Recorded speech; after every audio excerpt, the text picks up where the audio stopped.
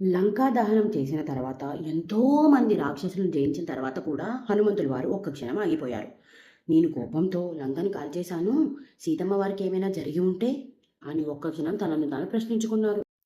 అంతటి శక్తి ఉన్న హనుమంతుడికి కూడా ఆలోచన వచ్చిందంటే, మనిషి జీవితంలో ఒక పని చేసిన తర్వాత దాని తర్వాత వచ్చే ఫలితం గురించి బాధపడడం, భయపడడం సహజం.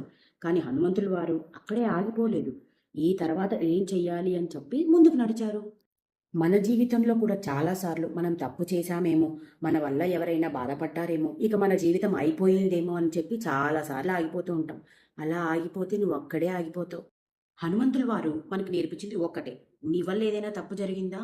దాన్ని సరిచేయడానికి నువ్వు బతికుండాలి కదా! నీ వల్ల జరిగిన తప్పు నువ్వే సరిచేయగలవు. జీవితంలో మనం ఎందుకు బతకాలి అంటే, మన వల్ల ఒకళ్ళు నవ్వు చూడడానికి, మన వల్ల ఒకరి జీవితం మారడానికి, మన వల్ల కొంతమంది సంతోషంగా ఉండడానికి.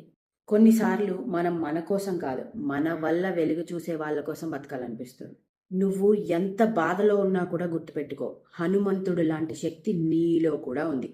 కూలిపోవడం కాదు గొప్ప, మళ్ళీ లేచి నిలబడడం గొప్ప. ఓకే?